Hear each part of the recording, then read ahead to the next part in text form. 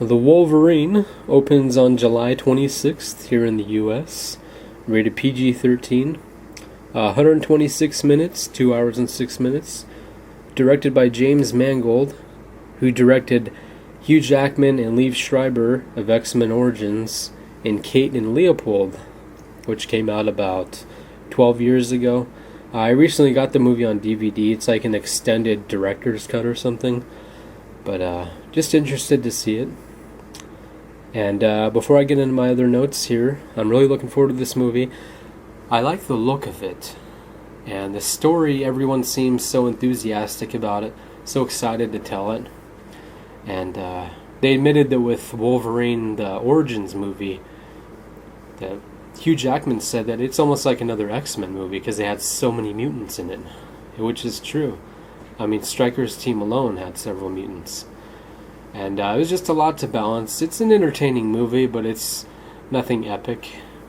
But with this one, I'm not sure. It could be, from the look of it, could get around a 4 or a 7 or an 8 on IMDb. That's what I see, just based on the look of it. It's about time Wolverine got his own movie, huh? Yeah, that was a joke. Nothing against Wolverine. But, yeah, looking forward to this one. Interested to see what happens to Logan if he loses his healing ability permanently. I want to see him fight that Super Shredder thing. Looks like lots of great fights in this movie.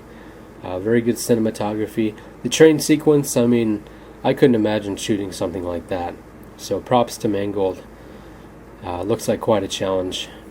And they've shown several clips online. They look really good. Looks like a well-paced movie. And they don't deal with too many mutants. So, this takes place right after X-Men 3.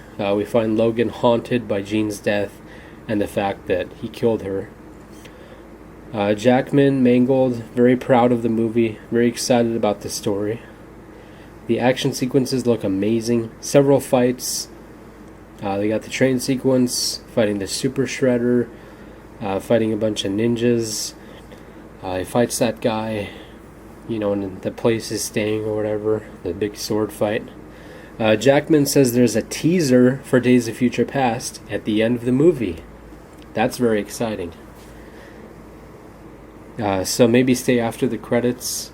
Sounds like a post-credits thing. Wolf plays, or has a big important role in Days of Future Past. That's one thing I learned from the panel yesterday. Yeah, Jackman said Origins just had too many mutants.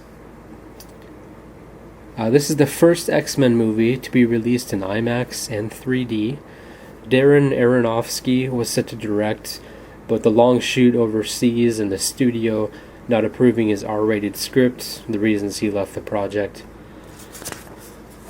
And I'd heard that he wanted to do this story, so he did contribute a lot to it. But who knows, with an R-rated script, I mean, if it's really necessary or not. He wouldn't sell likely as many tickets. Mangold said there are some extended flashbacks throughout the movie. It's been rumored that there's going to be an R-rated cut for home video release, but I guess we'll have to wait and see.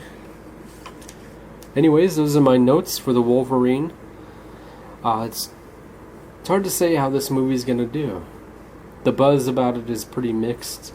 I think after Origins, people, you know, they're not too confident. But I think this could be the ultimate Wolverine movie.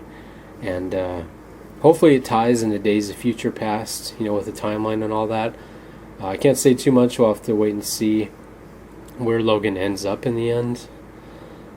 But hopefully, you know, they all connect. You know, and the studio said, like, well, we're going to plan this out carefully, plant seeds everywhere. And that way when we see Days of Future Past, we're like, oh, okay, this makes sense. Anyways, let me know what you think in the comments below. Leave some video responses. Thank you very much for listening, and I will talk to you later.